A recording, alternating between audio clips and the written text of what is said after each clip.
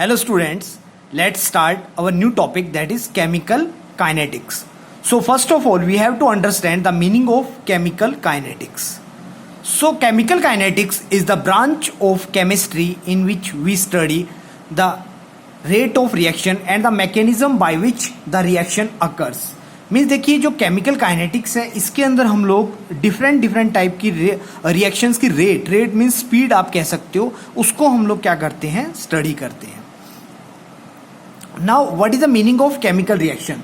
Let's start. Chemical reaction की rate का क्या मीनिंग होता है. देखिए कोई भी रिएक्शन है उसमें होता क्या है, उस रिएक्शन के अंदर जो रिएक्टेंट है, जो हमारा रिएक्टेंट है वो कन्वर्ट होता है प्रोडक्ट में.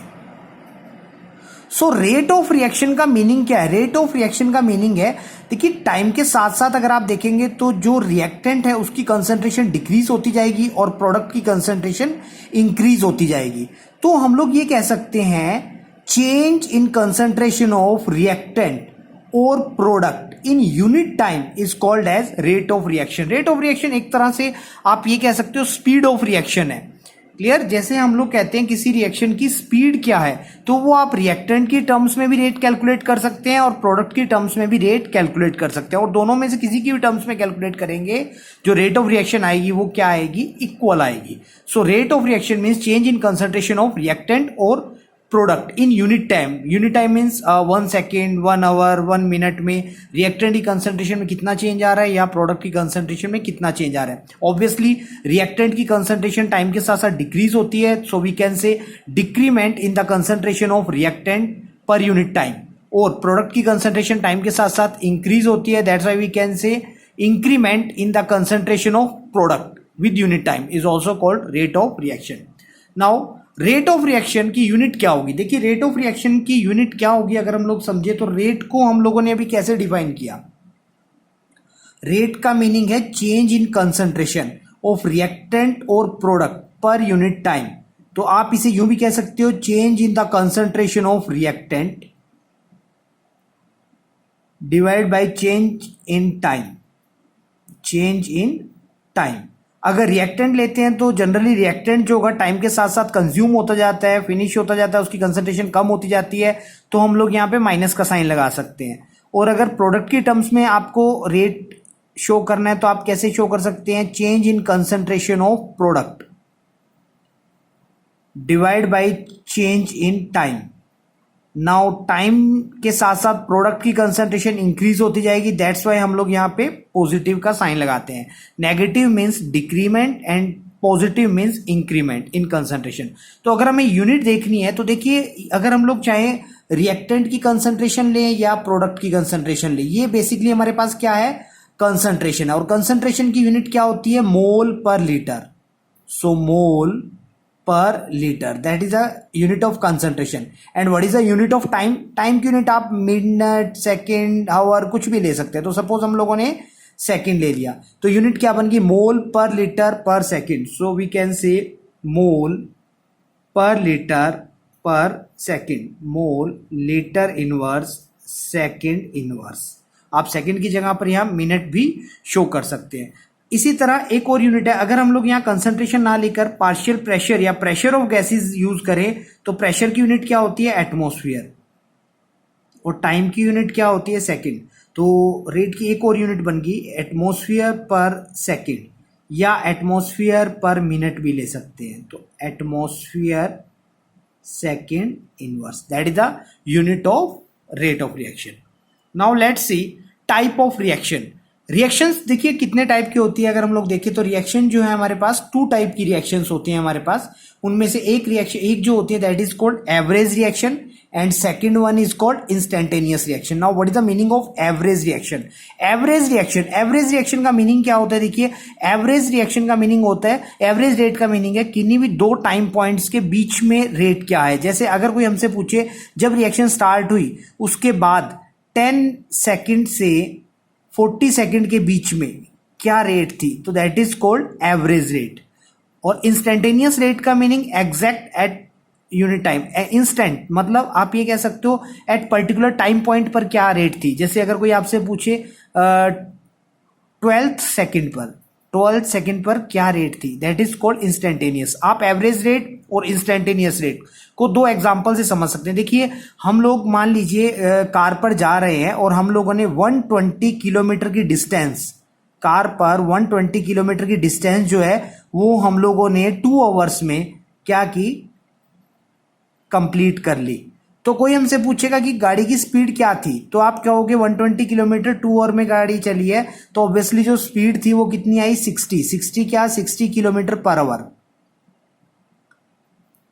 ये स्पीड बताओगे। बट आप सोचिए, क्या आप घर से जब गाड़ी लेकर निकले थे तब से आप अपने डेस्टिनेशन पर पहुंचते हैं, मतलब 120 किलोमीटर की डिस्टेंस पर पहुंचते हैं, तो गाड़ी आपने ओनली 60 किलोमीटर ही चलाई, क्या 60 से ज्यादा नहीं चलाई, क्या 60 से कम नहीं चलाई? ऑब्वियसली आपने गाड़ी जब स्टार्ट की होगी तो उसकी स्पीड कम होगी, आप हाईवे पर गए होगे तो स्पीड क्या होगी, ज्यादा होगी, कहीं ट्रैफिक भी आया होगा बीच में, स्पीड कम भी हुई होगी, जीरो भी हुई होगी, कहीं पे आप स्टॉप भी किया होगा। लेकिन हम लोग ये फिर क्या कैलकुलेट करके बताते हैं कि 120 किलोमीटर डिस्टेंस हमने 2 आवर में पास कर ली, 2 आवर में क्रॉस कर ली, तो हमारी जो स्पीड आई वो कितनी आई, 60 किलोमीटर पर आवर आई। ये क्या होती है, that is called average speed, ये हमारी एवरेज स्पीड होती है। क्लियर? अब इंस्टेंटेनियस स्पीड भी होती है, कार की एक इंस्टेंटेनियस स्पीड आप फाइंड आउट कर सकते हो। अगर आपको पर्टिकुलर टाइम पॉइंट पे चेक करना होगी, अभी आपकी एग्जैक्ट टाइम पर आपको अभी देखना है कि आपकी गाड़ी किस स्पीड पर चल रही है, तो गाड़ी के अंदर जो स्पीडोमीटर लगा हुआ होता है उस स्पीडोमीटर के अंदर आप चेक कर सकते हो। जो स्पीडोमीटर लगा हुआ होता है उस स्पीडोमीटर पे आप देख सकते हो स्पीडोमीटर की जो नीडल है वो कितने पर है, स्पीडोमीटर की नीडल जो है वो 100 पर है या 120 पर है या 60 पर है, तो उसके अकॉर्डिंग आप बता सकते हो कि अभी आपकी गाड़ी किस स्पीड पर चल रही है। So that is called instantaneous speed. इसी तरह कोई भी रिएक्शन है उसकी दो तरह की रेट हो सकती है, first is average rate and second one is instantaneous rate. Average rate की दो टाइम पॉइंट्स के बीच में कैलकुलेट की जाती है और इंस्टेंटेनियस रेट जो होती है एट पर्टिकुलर टाइम पॉइंट पर कैलकुलेट की जाती है। तो एवरेज रेट निकालने का फॉर्मूला अगर हम लोग देखें तो वो क्या होता है, rate is equal to change in concentration of reactant, या आप प्रोडक्ट भी ले सकते हो विद चेंज इन टाइम। यहां माइनस का साइन लगाते हैं बिकॉज डिक्रीमेंट शो करते हैं। ये प्रोडक्ट की टर्म्स में भी ले सकते हो बट यहां प्लस का साइन लेना होगा, plus change in concentration of product, change in concentration of product with change in time. आप ये भी शो कर सकते हैं, इस तरह से रेट शो कर सकते हैं, दैट इज एवरेज रेट। अगर आप इसको देखेंगे तो ये आपके पास ये फॉर्मूला जो आता है वो एवरेज रेट का आता है। बट इंस्टेंटेनियस रेट अगर आपको फाइंड आउट करनी होती है तो आप डिफरेंशिएशन लेते हैं, डिफरेंशिएट करते हैं। किसको डिफरेंशिएट करते हैं, मींस इंस्टेंटेनियस रेट का फॉर्मूला आपका क्या होगा, देखिए D R upon D T. Time के साथ डिफरेंशिएट करेंगे आप रिएक्टेंट की कंसंट्रेशन को, या आप प्रोडक्ट की कंसंट्रेशन को भी डिफरेंशिएट कर सकते हैं। तो plus D concentration of P divide by D T. ये आपके पास जो रेट है, ये सेकंड वाला जो फॉर्मूला आ रहा है दैट इज इंस्टेंटेनियस रेट। ये आपके पास इंस्टेंटेनियस रेट का फॉर्मूला आता है। नेक्स्ट देखिए general expression for rate of reaction. अगर आपको किसी रिएक्शन का जनरल एक्सप्रेशन देखना है, रेट ऑफ रिएक्शन, कोई आपके सामने रिएक्शन लिखी हुई है और आपको चेक करना है कि उसका रेट ऑफ रिएक्शन कैसे कैलकुलेट करोगे, तो जैसे मान लीजिए हमारे पास रिएक्शन है N2 plus 3H2 is equal to 2NH3, और आपको बताना है इस रिएक्शन की इंस्टेंटेनियस रेट को आप कैसे डिनोट कर सकते हैं, how can you represent the instantaneous rate of this reaction. So rate is equal to D N2 upon D T. Sign आएगा यहां पे माइनस का, बिकॉज नाइट्रोजन की कंसेंट्रेशन कम हो रही है टाइम के साथ साथ, mean that is reactant, is equal to minus 1/3 D, differentiation करेंगे H2 की कंसेंट्रेशन का, divide by D T is equal to.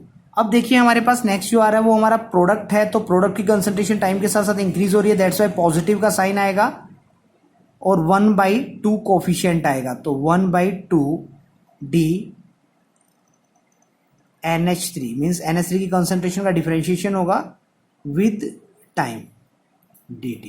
तो इस तरह से हम लोग इस रिएक्शन की रेट को क्या कर सकते हैं, डिफाइन कर सकते हैं। अब आपके माइंड में क्वेश्चन आ रहा होगा कि हम लोगों ने कोफिशिएंट्स क्यों लगाए हैं, why we are putting that coefficient 1/3 1/2। इसका रीजन समझने की कोशिश कीजिए। देखिए हम कोफिशिएंट क्यों लगाते हैं, अगर आप इस रिएक्शन को ध्यान से देखें तो आपको समझ में आएगा कि नाइट्रोजन का जब 1 मोल फिनिश होता है उस टाइम पे हाइड्रोजन का जो है वो 3 मोल फिनिश हो जाता है। इट मीन्स जो हाइड्रोजन है वो 3 टाइम फास्टर रिएक्ट कर रही है, किससे, नाइट्रोजन से। बट हमें तो इस रिएक्शन की रेट निकालनी है, और अगर रेट निकालनी है तो वो रेट ऑफ रिएक्शन जो होती है वो किसी भी रिएक्टेंट या प्रोडक्ट की टर्म्स में निकाली जाए वो सेम आएगी।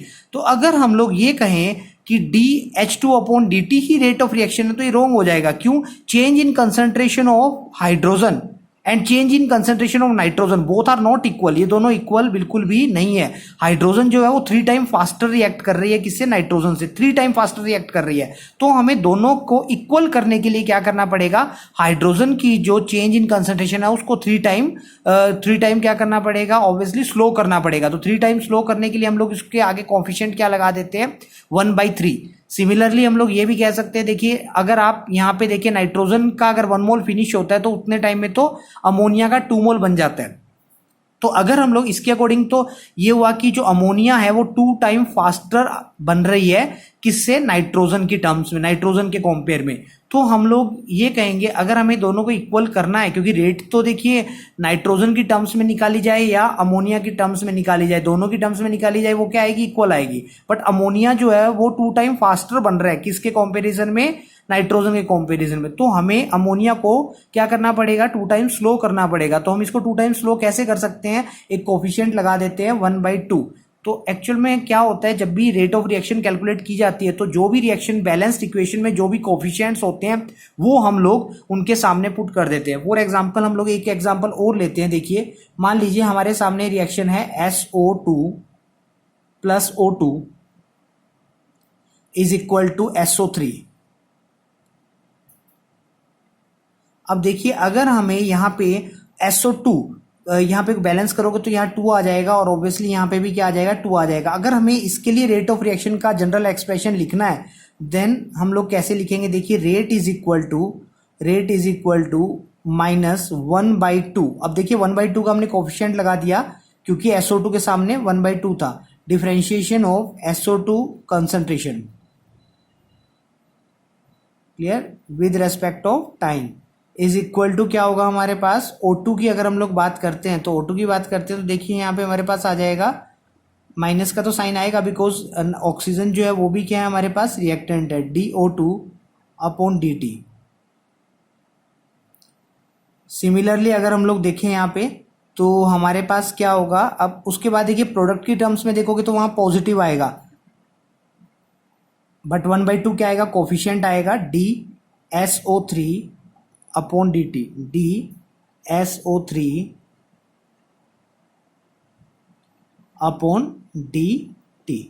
क्लियर है। इस तरह से हम लोग ये कह सकते हैं कि ये इस रिएक्शन का रेट का जनरल एक्सप्रेशन बन जाएगा। तो याद रखिए बच्चों कि अगर हमें किसी भी रिएक्शन का रेट ऑफ रिएक्शन का जनरल एक्सप्रेशन लिखना होता है तो हम लोग जो कोफिशिएंट्स होते हैं उन कोफिशिएंट्स को 1/, करके उनके सामने लिख देते हैं। क्लियर है बेटा। नेक्स्ट देखिए factor affecting rate of reaction. Rate of reaction जो होती है वो कौन कौन से फैक्टर पर अफेक्ट करती है, ऑब्वियसली नेचर ऑफ रिएक्टेंट, आपका रिएक्टेंट कैसा है उस पर डिपेंड करेगी।